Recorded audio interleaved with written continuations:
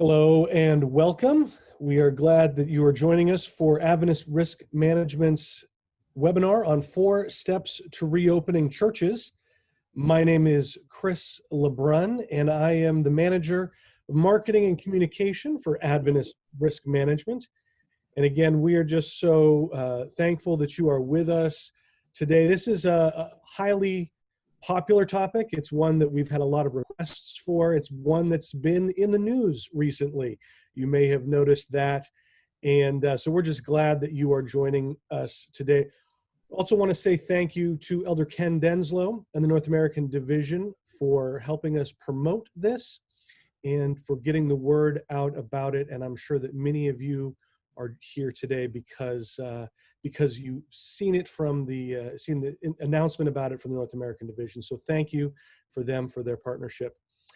I want to introduce now our Vice President at Adventist Risk Management. He's the Chief Client Care Officer. David Fournier is with me. He will be presenting the webinar today. And David, thank you for being with us. Thank you for presenting today. Glad to have you. Thank you, Chris. But before we turn the time over to David, I want to go over just a couple of announcements and housekeeping items. I'm sure many of you have been on Zoom calls more than you care to be in the last few weeks, but you may not have done a webinar. There is a Q&A button at the bottom of your screen in the Zoom app. You can use that throughout the webinar to ask questions. We will be taking those at the end. Because of the popularity of this webinar, we are offering it 2 more times this week. We are offering it this evening at 8 p.m. Eastern, and then also on Thursday at 4 p.m. Eastern. So if you found value in this, if you found good information, please share this with somebody that you think could also benefit from that. We would love to have them here for one of those 2 additional webinars this evening at 8 p.m. Eastern and Thursday at 4 p.m. Eastern. Finally, if you aren't able to make any of those times, this will be available on our website on June 1 as a recording, and you're more than welcome to watch it there. With that, I'm going to turn the time over to David. I will be back a little bit later during the Q&A, and we will see you then. David, the time is yours. Thank you so much. Thank you, Chris. Let's get started. Thank you so much for spending some time with us. It's nice to see so many folks have joined us this afternoon. Well, it's afternoon where I am anyway.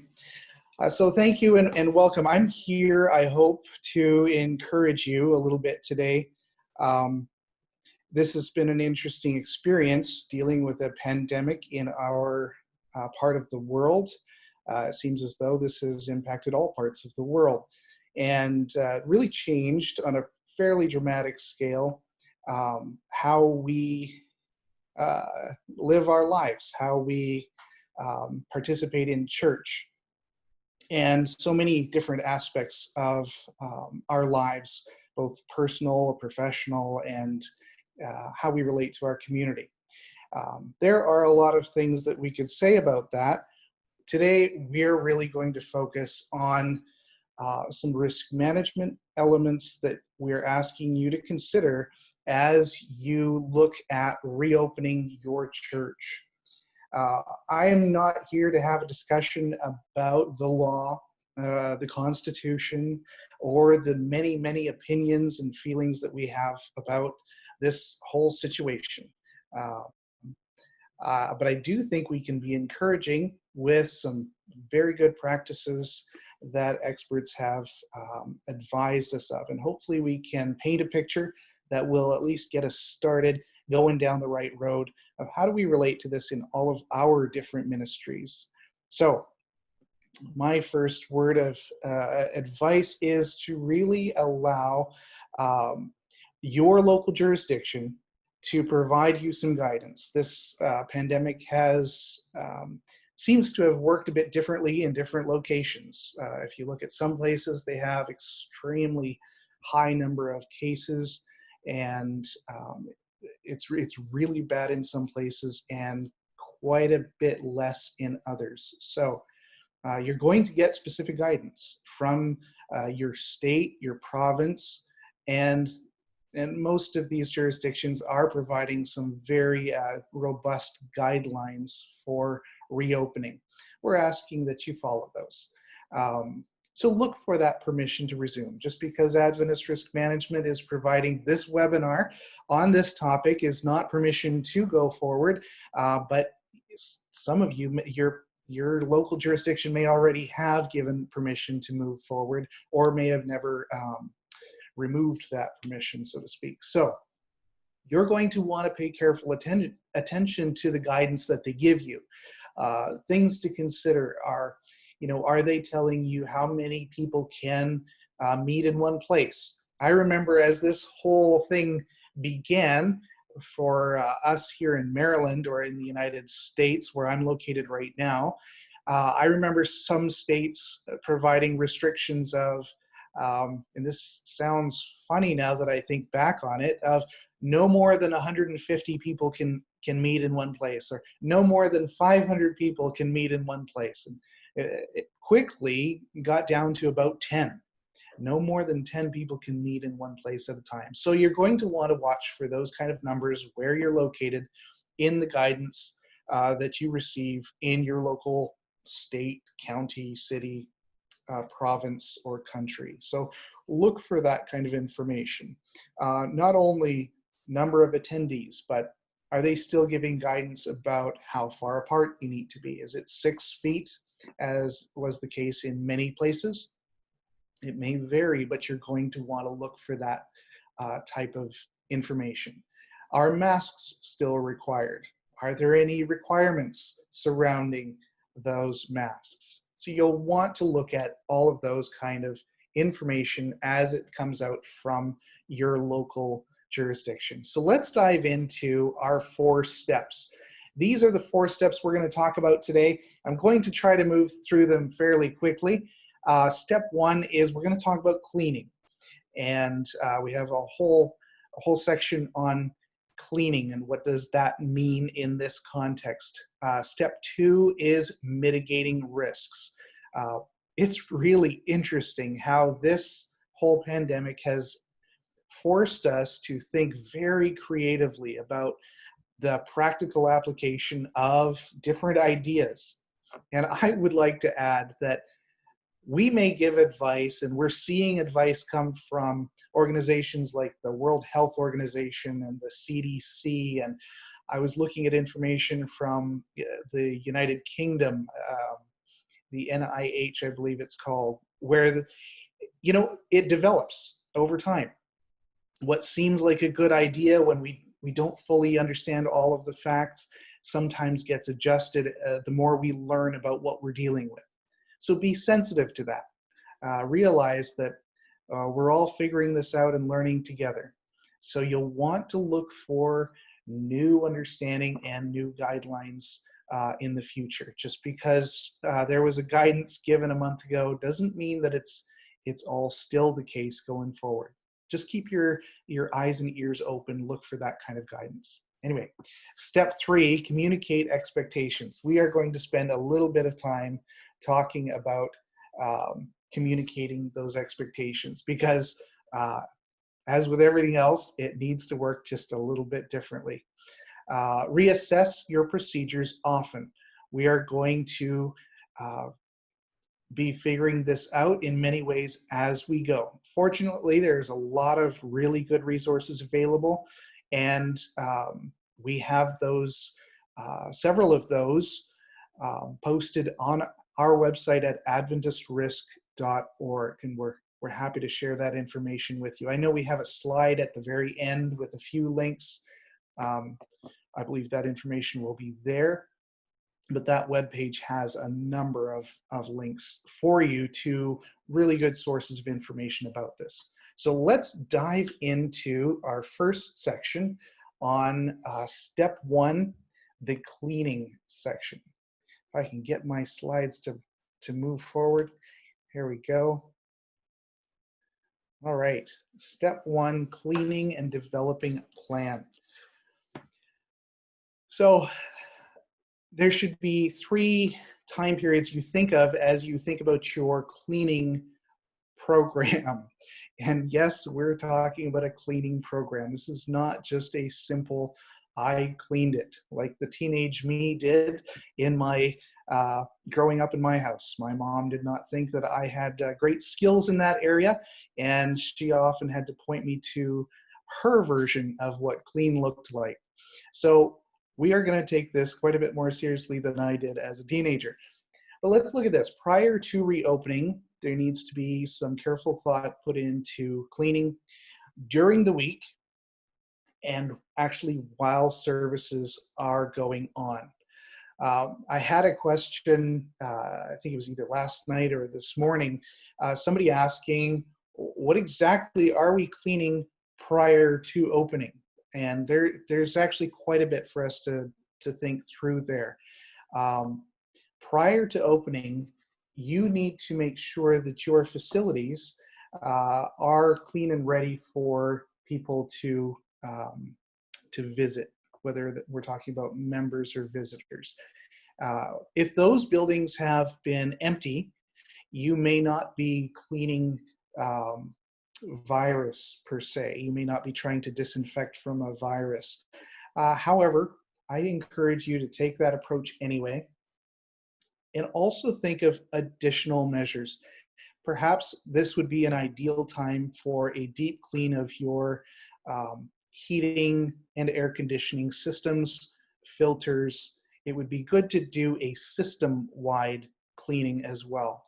And there are professionals available to do that for your facility specifically. The other issue that I was less aware of, but has become more clear to me as I've been doing some research, is in regards to our water systems. Water systems need to be assessed and cleaned. Sometimes that means a flushing of the system. Sometimes it needs to get more robust than that. But ensuring that you don't have water that's been standing and perhaps developing some problems, molds. I've heard of Legionnaire's disease, different things that you would need to ensure you're not just spreading to those people who are going to use that water, trying to wash their hands or get a drink, that kind of thing. And so those are some things to think about as you're looking to opening. Make sure that you've done a deep clean and that your deep clean addresses your systems, not just your surfaces. It'd be good to give the place a vacuum if you have carpets, and definitely a wipe down for sure.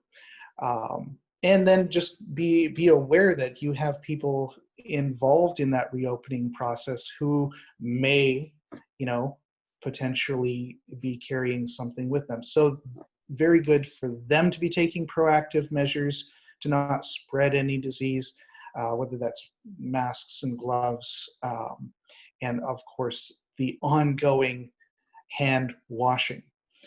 We also want to see cleaning taking place on a systematic, regular basis outside of the time when the services are going on, a more thorough cleaning. And we'll get into a little bit more of that in a moment. And then, of course, while services are going on. Now, does that mean that there are people literally going throughout the sanctuary, wiping people down while they're trying to sit and enjoy a service? Not as much. What we're talking about here is thinking through things like people using the restrooms. Do we need to be wiping down if there is a water fountain that's in use? Making sure that there's not contact taking place between people. What about the doors? If you're unable to have your doors remain open, you may need to be wiping those down very regularly as well.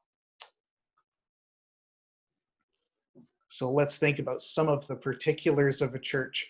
I hope this is just enough to get you started and thinking through some of the realities of applying what we've learned as we've tried to go to the grocery store or anything like that in the last few months. How do we apply that to our church facilities. So you're going to want to think about how do we keep as little contact for people who are sitting in our pews, or furniture on the stage, the rostrum. What about people using microphones? Is it possible for someone to only use one microphone and no one else use that microphone during the service? Obviously, sharing microphones potentially is a way to spread the contact as well. So ensuring that all of this has been wiped down in a deep clean before the service would be very, very helpful. Ensure that bathrooms, mothers' rooms, lobbies, and other areas, often called high-touch areas, have been deep cleaned. And probably a good idea to think through the use of some of those facilities as well. In particular, we think of our Sabbath school rooms. We have all of these young people, and the guidance that I've seen is for our especially educational institutions is that anyone over 2 years of age is expected to be wearing a mask and any other protective equipment, personal protective equipment, in an education scenario. And I think if we're going to be running Sabbath schools, we may need to take the same approach. I think that's a similar standard that we can look to as a guidance for us in that area. Thinking through Sabbath schools, that becomes a really challenging scenario, because you have teaching aids. Are all of those teaching aids sanitized? Are you using, good sanitation products to make sure that anything that is used, whether it's by the teachers, the volunteers, the young people in those classes, that everything has been cleaned and they're not going to come in contact with some sort of a virus by playing with one of those teaching aids. There are some teaching aids that are very easy for us to disinfect. You could use a common household disinfectant and you should be able to disinfect that item. Other items become much more difficult to disinfect. Items that are like a plush toy. Often those items that the younger young people, maybe in cradle roll in kindergarten, that they love so much, those become much more difficult to disinfect because they just hold the whatever they come in contact with more effectively. So it's something to think through.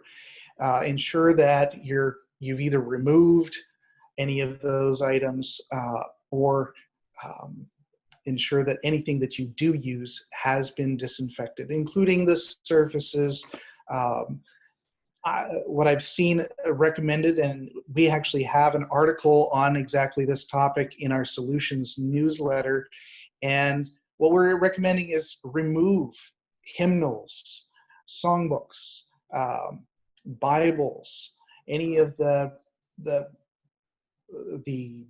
books or materials that would be handed from person to person, used and set back for someone else to use. We may do better to suspend the use of those for the time being. Fortunately, there has been a lot of growth in our knowledge over the last couple months, because we've been forced to learn how to use Bibles on our phones. We've been at home, so we've had our own Bible with us at all times. Hymnals, I believe, are available. You can look up songs, but you can also have those displayed on screens from the front of the church. And the same is true for our children's divisions as well.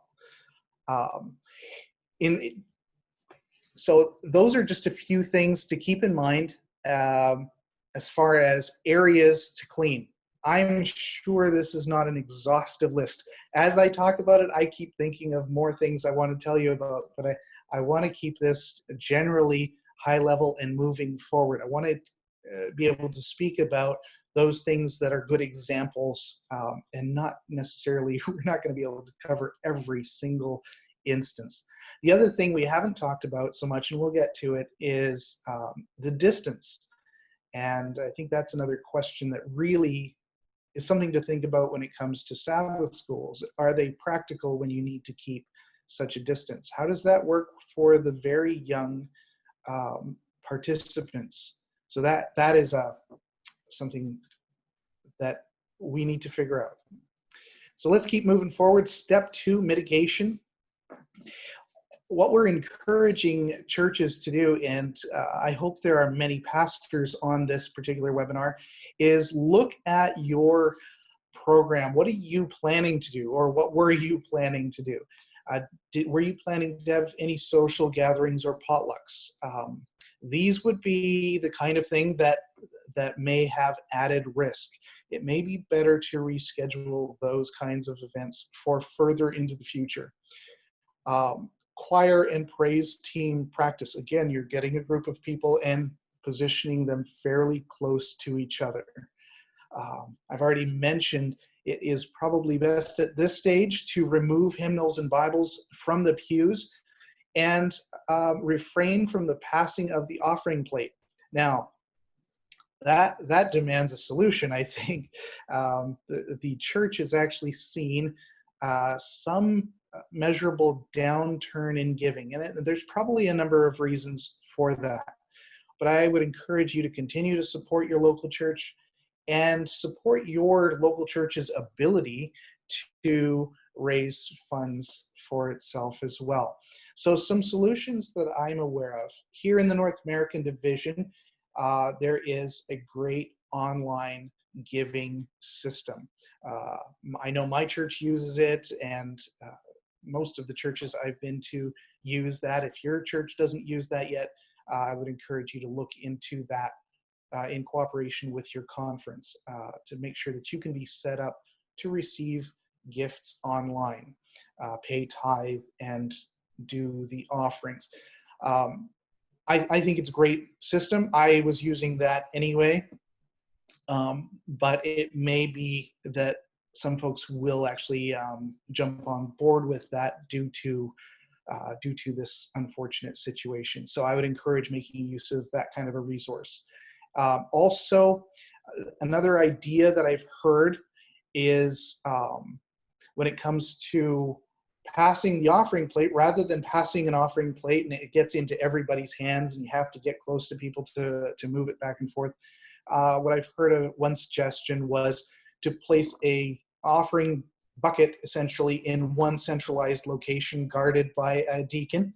And then maybe as people are either coming in or leaving, they might pass by that and be able to drop their offering into that receptacle that way.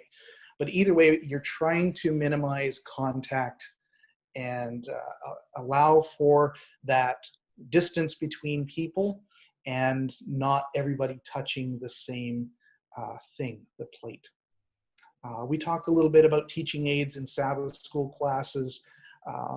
It really does make the Sabbath school experience that we know and love a challenging one, especially for the very young participants, cradle and kindergarten, because it is such a kinetic experience. It is a participatory experience. They want to be heard and do all of that kind of stuff together. So it becomes much more challenging. I would also look for, and I think there is generally really good participation from parents in that, and maybe that's the primary way to keep the social distance of the child with the parent because they're in their family group. But you know, what a challenge it is keeping those hands to themselves, not using and touching things that are being passed from one person to another. So I encourage you to think through lesson plans, for lack of a better term, that allow the young people to only use items that they use themselves. Maybe it's something they can bring and then take home with them. But really important for them to keep that social distance and not be engaging with items that other people are also touching and using. So new policies. This is the new way of doing things, at least so far today. Require face coverings for everyone in attendance. Let me stop here just for a moment. I very much encourage, and I think this is the right place to say this, I would encourage you to take a phased approach. And that is, rather than going from, meeting only online and never seeing each other in person, to take a slower move, a phased approach back to meeting together. And what that might mean is meeting first in smaller groups. Maybe we're going to meet in more than one service so that they can be smaller groups in those two services. But you're going to probably see you need to take some very strict guidelines at the very beginning. And as things change over time, as you get updated guidance from your local jurisdiction, you may be able to see some of these techniques kind of discontinued over time. I hope. Some of them are challenging. So require face coverings for everyone in attendance is a good place to start. I'm not going to go into a deep dive on the benefits of using face coverings. The term mask is probably more than what's actually taking place with most people.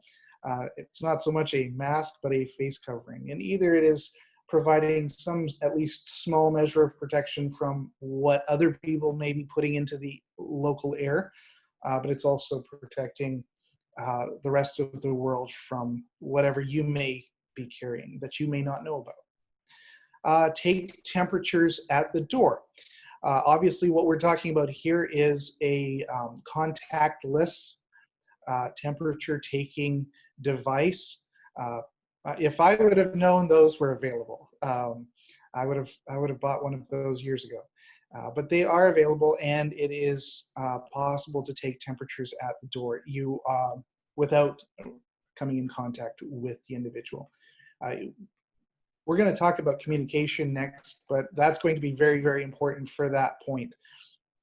People need to know, to stay home if they're vulnerable, to stay home if they're experiencing any symptoms, including an elevated temperature. And the next point you see on there, it says install automatic doors. Well, that's a really big idea. That's not necessarily a mandatory idea, but that would be a very helpful solution if it's a thing your local church could do. Barring being able to install some automatic doors, it may be helpful if you can prop your doors open for the time when people are coming in and going out, or perhaps throughout the service. I would very much encourage, from a security standpoint, that you maintain several individuals at those doors, not only taking temperatures, but just providing some warm hospitality from a distance, as well as security, a little eyes and ears of who's coming and going and why they're there is very, very important and helpful. So the idea of installing automatic doors, I think a really great idea if you can do that. I understand most churches probably may not be able to install an automatic door, but maybe you can leave your doors open for significant amounts of time. I'll add to that too, it's very good to keep doors and windows open whenever possible in order to get fresh outdoor air into the facility. That is apparently helpful as well, according to my reading with some of these agencies. So during the service, Obviously, discourage any handshakes, hugs, and other member contact. We will have to suspend the brotherly kiss for the moment. And you're trying to maintain that 6 foot of distance between people. Obviously, if you come in as a family, that lives together, that may not be the case for your family unit.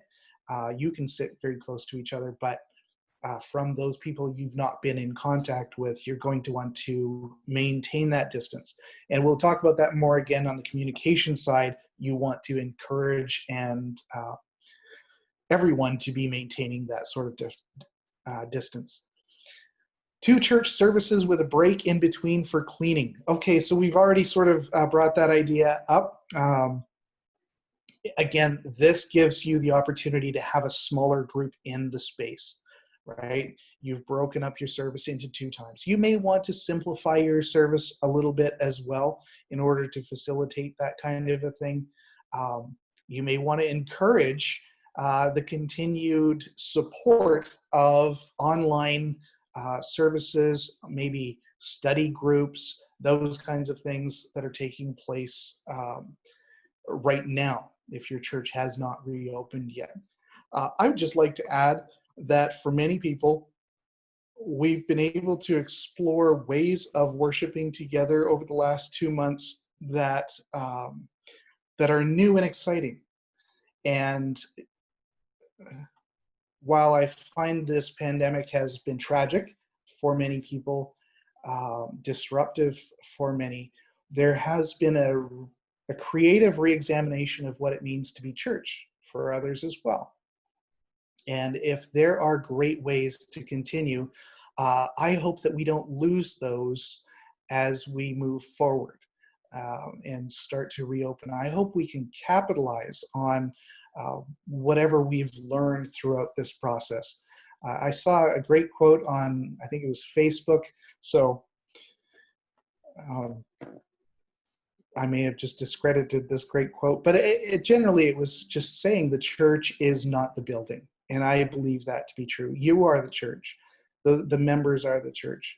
And God is with us no matter where we are. So if we have learned great things to be able to worship and reach out to our community, to meet in exciting, new, interesting ways that are maybe more relevant for some members of our community, I would encourage you to maintain those. Use those as a great support. When I look at this 2 church service idea of having smaller groups meeting, I think 2 of our vulnerable populations, whether it's the elderly or people with an immune compromised system, you want those folks to still be able to participate, and online may still be the best option for them for the time being. And then blocking off sections inside your sanctuary for social distancing. I don't know how your church does it, but the way mine typically does it during communion is, there's the dots on the pews that you sit on in these pews and you don't sit in those pews. It might be good to continue that kind of a practice for a while where we're not going to use these chairs, we're going to use these chairs, and it just promotes a sense of some distance between family groups. So I think that would be helpful. After the service, dismiss the audience 1 row at a time. That's the way it used to be when I was a kid. The deacons would come to the front after the pastor walks out and kind of dismiss you 1 group at a time. I think some churches still do that. I would encourage that to be done in every church right now that is going through a reopening process. What you're trying to do is you're trying to regulate the flow of people leaving, and so that they don't just all group up. Dismiss this side when they're all gone, dismiss that side and then back and forth, just to space people out. For some reason, this idea has just stuck in my head ever since we started examining this issue, and that is every church that I've ever been to, after the service is over, the pastor, finishes, he walks out to the back door and greets everyone. And that's a really nice tradition. It's appropriate. It's nice to say, connect say hi, say thank you, whatever it is that is on your mind. But I think it's very important for us to examine our reflex traditions. And I think it's really, really important for us to avoid those kinds of interactions. So, pastors, as you leave at the back door, you may need to either keep going, you may need to circle around, you may need to go straight to your car and get out of there. But the reflex will be to engage with people, to shake some hands, to give some hugs. Please restrain from that at this time. Step 3, communicate before the return. So prepare your members for changes. You're going to want to communicate, and I would say over communicate. Explain what you're doing and why you're doing it. Email the members. I know not absolutely everyone has email, but try to find a way to reach everyone. Email hopefully is something that people have gotten onto for while we've not been meeting in person. But whatever it is that you need to use, try to find a way to let everyone know what the plan is and why. Why is very, very helpful. And I think the why is to be to prioritize our members and visitors' lives most of all. I'm reminded that Jesus was in the business of saving lives. He was very interested in people's well-being. It's amazing. I've just been reading the Gospels recently, so that was opportune, but incredible to see his work as he moved throughout Galilee and Judea, to see him caring for people's well-being. And that's what this is about under these remarkable circumstances as well. So no matter what your thoughts may be on this issue, and I realize that people's opinions and thoughts range very far and wide, let's always use as sort of our go-to standard of behavior that we're going to prioritize people's well-being, and we're going to do so in a loving way. I think for the time being, asking any members who have any symptoms, and I'll add to that, anybody from a vulnerable population. I'm talking about folks who may be elderly, folks who may be immune compromised, or some other vulnerability. Ask them to stay home from the initial phase of reopening. And we'll talk about that just a little bit more as well, if I'm not mistaken. So I think it's very helpful for a number of reasons to create signs and floor stickers that really remind members of what they should be doing. It's easy to get carried away in the reflexes of engaging in church. Like, I always think of the pastor at the back of the church, man, how am I going to not reach out and shake his hand? But also just keeping things spaced out. It may be helpful to have some stickers on the pews, on the floor, just to give a sense of how far 6 feet is. I think it's very helpful to have signage, not just inside the facility, but outside, that remind people and tell people, here's how we are conducting things inside our building. Because you may have, and I hope you do, visitors attending your facility who didn't get your email, who may not have the inside information of your membership. So you want to ensure that everyone understands what the expectations of what the church is doing and what they're expected to do while they're there. And we're talking about things like wearing a mask, maintaining that distance, washing hands, and all of that. Use bulletin announcements and on-screen messages. Obviously, I'm a bigger fan of the on-screen message under the current circumstance. I think it'd be great if we were not handing out bulletin in the normal paper format. It may be the best choice you have, but I would look to try to do things digitally if you have those facilities. Announcement segment of the service. I think this should be pretty much a standing announcements segment of what are the expectations of how we behave and conduct ourselves during the services at the church. Again, going over those expectations. We're keeping distance, we're using our face coverings, and we're washing hands very, very carefully. Also, that people who have any symptoms would stay home. Lastly, I want to add, and again, I hope that we have many pastors joining us on this webinar. Practices, especially of the pastor, should align with the messaging. Pastors, you are a leader. You are, in fact, probably the top leader of that local congregation. Your actions are looked at, viewed, watched, as you probably well know, very carefully by your entire congregation. If you look like you take this seriously and are invested in their health and well-being, that will be a message well sent. That is a positive thing. If you are seen to compromise, to behave as though these rules don't apply to you, they apply to everyone, not you, that will be seen very clearly as well. So this is an opportunity for you to lead by example. Show that you care for people's well-being, not just in your words, but do so in your actions as well. Not always easy to do, especially as people look for your tangible support, but very important to do in the long run as well. So let's talk about number 4, reassessing procedures.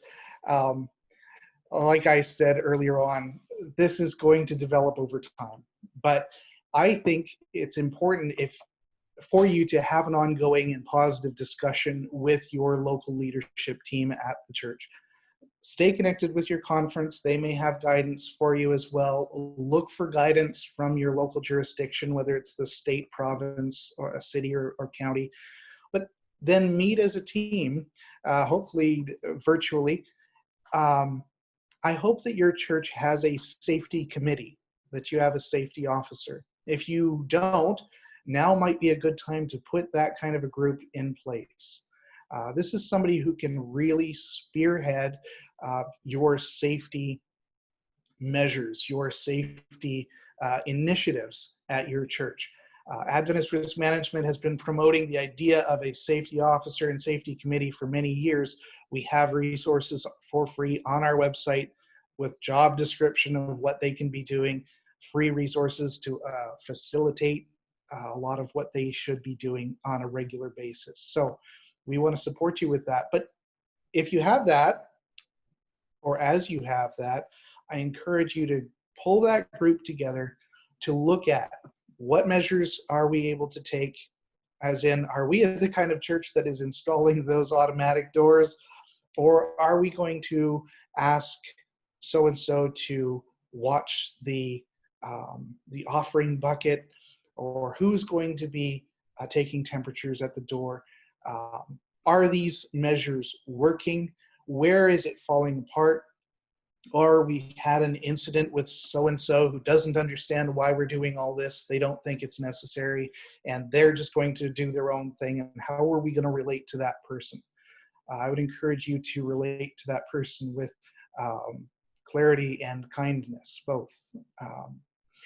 So as you go through the process, revise as needed. You may receive further guidance going forward. Listen and follow what's coming out. If there's a way to monitor the health of your members, I encourage you to do so in a privacy respecting manner. But if somebody does become ill, you want to be able to be a positive support to them, and you want to know if that person has been present at any of your services, if that puts any of the rest of your congregation at risk. Those people may need to quarantine for a little bit of time as well.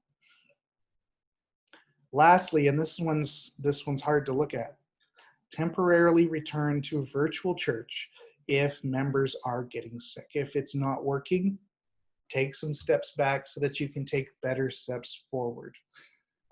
That's usually one of the more challenging things for us to do. We just want things to go forward. And sometimes the best step is to take a step backwards in order to get there in the long run. So I encourage you to take that responsibility seriously and make the right call, whether it's the hard call or not.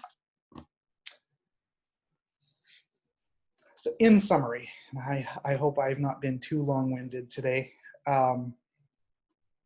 In summary, serving members is at the very heart of ministry. And I would add to that, not just members, but our visitors, our guests, our young people, and our local community. Everyone that we interact with is our brother, our neighbor. And I encourage us to think about their well-being and what we can do to be more effective stewards of our interactions with them. Protecting members and visitors is not opposed to ministry. I'm not sure why I feel the need to say that, but it's a concept that I do like to promote. I believe that caring for people and protecting them in the context of our organized functions is absolutely core to ministry. I think the concepts of salvation, the gospel, and being a really good risk manager are very closely tied. It's all about caring for people at the end of the day. And I do encourage you to always follow state and local laws, because you're going to get a lot of good expert advice. And it is also just a good practice to be doing what a reasonable person or organization would do in your area. That is a good guidance from a liability standpoint as well. All right, Chris, I'm all out of breath. I need a drink of water, and it's time for a few questions. We have a few. They have been coming in fast and furious. I know that in previous webinars that we've done, sometimes there's been one or two, maybe three questions at the most. We have received 40 or more already, and probably closer to 50. Many of them go along the same lines. I think the first question that people are wondering, how does this relate to insurance? And is there a legal liability, any legal issues or any insurance liability in a number of situations? One, if people do not want to wear face masks or have their temperature taken, if the church is perceived as not doing enough and can be accused of negligence in some way. Are people who refuse to wear face coverings or have their temperature taken, should they be not allowed to enter the facilities? All from those insurance questions. And do the existing policies that ARM offers cover any of these situations? I put a lot of things out there, and hopefully that gave you a chance to get that water in, and now you can answer. Thank you, Chris. You stretched it out, but you also added way more questions that I have to answer. No, that is you led with probably the hardest group of questions potentially. So some of what's on our minds. Let me start kind of where you ended, and we'll work backwards if I can remember correctly. The liability for the Seventh-day Adventist churches is very much if in your location, and that's why I can't give some blanket statements of if everyone does exactly this, there's no liability. But because there are different guidance and laws in different parts of the world, we have different countries represented on this webinar. We have certainly different states, and even here in the United States where I'm sitting right now, there's some wildly different laws in place from one state to another. In fact, I'm in Maryland right now, in the state of Maryland. It's different from different counties. The governor has actually alleviated some of the restrictions at the state level, but has basically given guidance of some counties have real problems and they're going to maintain some very high restrictions, and some counties have very little going on, and they're easing those restrictions significantly. So we care about that from a liability standpoint. We want to be in alignment with what generally good practices and restrictions are in our area. If we find ourselves going very far outside of what the law is requiring, what those general good safety practices are, then yeah, that does increase our liability. That said, and please don't, if you're going to remember anything from this webinar, this is not the thing to remember. That should work in the reverse of what I'm hoping. I don't think there has been a lot of case law that is particularly successful in proving in a pandemic that one organization or location is responsible for somebody getting sick.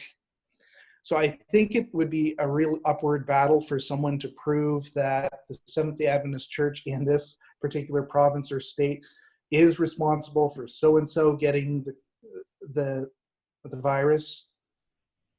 So I don't say that to make you less vigilant. I say that to, we are in some interesting uncharted territory. And we've never probably had this amount of restrictions and guidance given to people around the world. So to see how that will ultimately be tested in courts, we may get more tests of that going forward. So it'll be interesting to track that, but there's not a lot to say about that yet.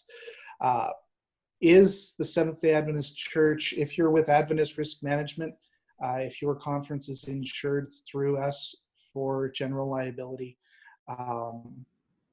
what I can tell you is that for the cases that you're probably thinking of, the idea of somebody came to church, we came in contact with someone else despite our best efforts, they got COVID-19, that person then sued the Seventh-day Adventist Church and said, if it weren't for your negligent activities of not wearing masks or whatever, yes, we, at this point, we would fight that. We would take on that case as a claim. That said, however, the church is reinsured, right? And there's certainly a robust conversation taking place in the reinsurance market of looking for ways to exclude any claims related to COVID-19. So I don't think it's a likely scenario. Currently, yes, there is insurance for that exact scenario, completely untested though. So that's not meant to elicit a ton of confidence. That is what it is though. And let's get a bit more practical for all of our pastors and church members though, is the scenario I can envision is somebody decides to come to church and they don't want to cooperate with the wearing of a face covering. Does that increase your liability? Potentially. I think your liability is fairly nebulous as it is. I like I said already, has not been successful in the court system. There's not a lot of good case law to reference. How would anyone really prove that they got it there and not everywhere else they were misbehaving? It's hard to say. So that's pretty much what we're looking at from a practical standpoint. You know, should the deacons, you know, grab that person by the shoulders and haul them out of the building? I don't think that's our best approach. I don't think that's consistent with our ideology, methodology, or certainly hasn't gone over well for the law enforcement officers who have taken that approach. I don't think we're expected to behave. I would be disappointed if we did. Yeah. What about some sort of a waiver that those individuals would sign if they don't want to wear a face covering, do not want to have their temperature taken? Does that change our liability in our churches at all? I suspect we will be seeing waivers becoming a bigger part of our lives. I thought they were already more of my life than I wanted. But I suspect we may see that coming into play with this specifically going forward. Do we have one mocked up for you for this? No, we're looking for how that plays out with some other organizations, some other expert advice as well. But if someone is going to, let me give a totally different example that some of you may be very familiar with though. If I was sending my kid to camp this summer, I would fully expect that camp to have a waiver in place that specifically addresses the idea that there is currently a pandemic either taking place or we're just recovering from. And if your kid comes in contact with someone, we have taken every measure possible, and we're not accepting responsibility for the fact that this person became ill. Will we see that for people just attending church? I hope not, but it is possible. It is possible. Several questions around the area of contact tracing. We've heard about this in the news. Will churches need to start taking attendance, as it were, to be able to help with that contact tracing process? And again, what happens with people who may not want to be part of that process? Yeah, I think at this point, I have a lot more research to do, so I'm not going to, and I have done some research on the contact tracing, and if we are obliged as churches to record membership attendance, I have not found guidance from any government authority so far. I may have missed it.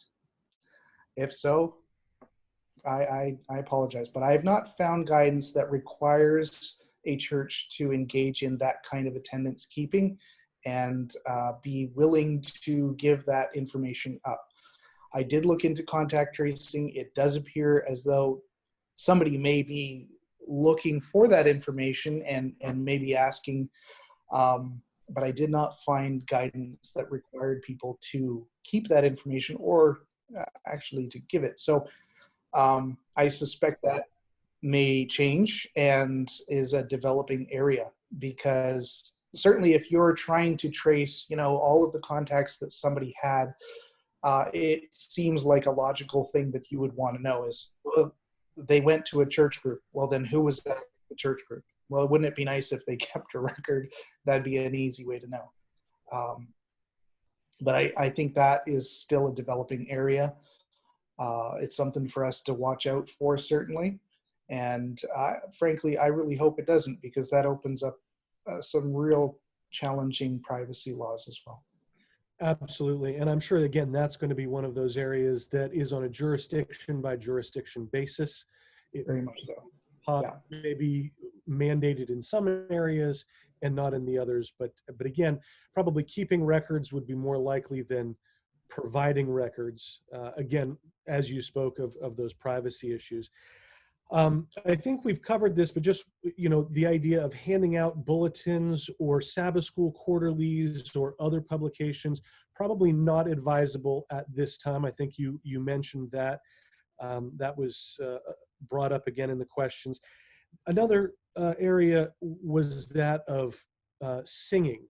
And we touched on this in the article that was published and is available on our website, adventistrisk.org/solutions. Solutions is our electronic newsletter. You can subscribe to that. What about the issue of singing, and how should we proceed in that area? Chris, there are times when I struggle to resist all the jokes that I want to make, but humor doesn't necessarily work super well on a webinar, so I am going to continue to resist. But I think singing does become a challenge, and there is some evidence to believe, or anecdotally at least, that even with a face covering, singing really tests the limits of that type of face covering, and since people have all manner of face coverings, there's not really a standard we're measuring against, right? Not to mention how difficult it is to sing while your face is covered. And some coverings probably allow for it better than others. The other challenge is you can end up hyperventilating under there if you're not careful. Sorry, can't help myself. I went hiking this weekend, and I went mountain biking, both. One on one day, the other on the other day. And I had my mask with me, and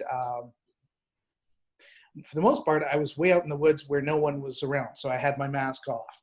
But once I got onto some trails and I could see some people coming, I put my mask on, and wow, my heart rate and my ability to breathe, and no jokes please about my physical condition right now, but it becomes very difficult. And I think it's a challenge, and I would encourage churches to really be very careful about how you go about that, because if you're already struggling to keep family groups at least 6 feet apart, and now you're going to push the limits of what people are projecting from themselves, that's a really challenging scenario that I would look to avoid. Not to mention that usually with singing, you have multiple people at mics, maybe some instruments, that kind of thing, but using the same microphone between several people who may not be from the same family group, I think is not advisable. So it might be good to listen to some great songs, hum along. I think I will leave my recommendations there before I get myself in trouble. So what about the pastor then? You mentioned the pastor should be an example for us. Does that include wearing a mask or a face covering during the preaching of the sermon? Sure. I think it really does depend a lot on where you're located, in what city, state, province, and how far the pastor is from the audience, and will anyone else be using the same microphone and podium area. So of course you'll want to resist touching any of that stuff.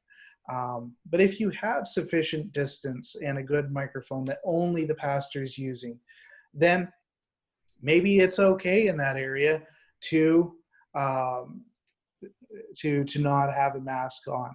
Very difficult, I think, to effectively do a presentation with the mask on. You've seen some of world leaders try to do that. It's a tough thing to do.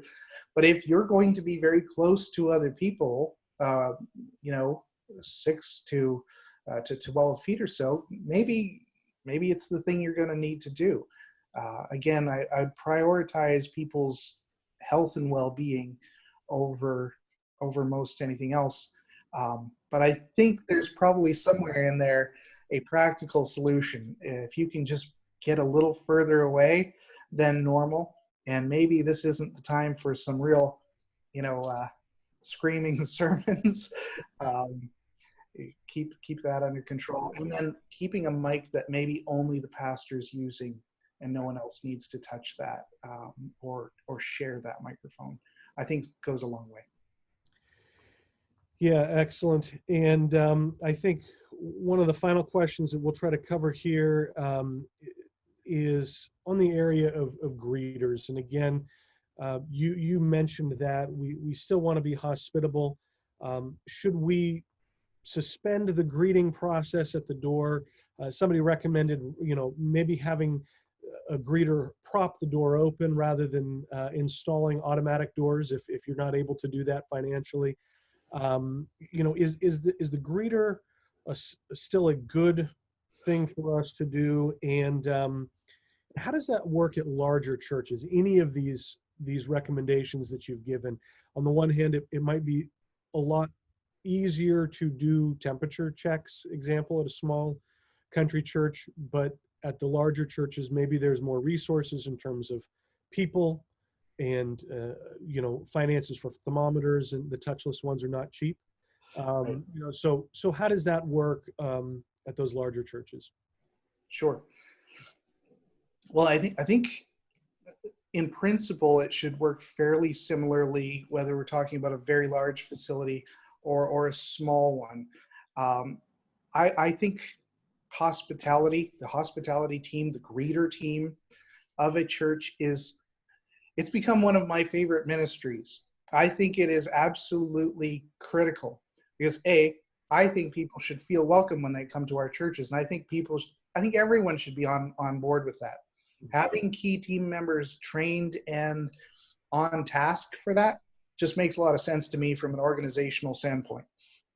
I've been to some churches where they come out to the parking lot with a golf cart and get you. That's sort of a larger facility. I've been to others where you get to the front door and there's just a wonderful person there to let say hi and welcome and who are you and sign our book and Sabbath schools are over here and over here or whatever. I think the hospitality and greeting team become the eyes and ears, though, of the congregation in that moment. Many of the leaders are typically involved in either teaching, preaching, or getting ready to do one or the other. So having that hospitality team answering questions for people who are coming in. You remember the idea of having signage that people can see before they get in. They may have questions about that. You know, if somebody's choosing not to participate, but they want to come in anyway, is there a positive way to have a dialogue with that person before they come in? I think the hospitality team and greeter team can be a really important part of that. I'm not going to go into this right now, but I also think the hospitality and greeter team are one of the most important eyes and ears when it comes to security for churches. We'll talk more about that another time, but whether you're a large church or a very small church, if you're about reaching your community, I think the hospitality team is one of the most important ministries of the church. And especially when we're dealing with such a hyper-tuned scenario, hypersensitive scenario as we're going through right now, I think better communication and positive interactions can only make it better. I think it's something you should prioritize. Yeah, absolutely. Well, I know that there were many more questions. Many of them were on a similar line. Some of them, I think, were from people who came in late and maybe missed part of the initial webinar, the beginning part. This will be posted on our website following the other two sessions that we have for this. We have one later this evening at 8 p.m. and then on Thursday at 4 p.m. And again, if you know somebody that should sign up to take these, we encourage you to share that information with them. But after all three of these webinars are over, we will post the video for this on our website. I mentioned our newsletter Solutions. We encourage you to sign up for that. And we've been doing quite a few articles recently that have some timely significance to all of this, these pandemic things that we are experiencing now. And So I encourage you to sign up for that. It's absolutely free. And we continue to put that out every other week with great tips on risk management. And we would like for you to be a part of that. As David mentioned, we have more webinars that are coming up. The next one will probably be a multi-part webinar on security. We will address the issues of reopening schools later on as we get closer to that. But just want to point you to some resources that we have now.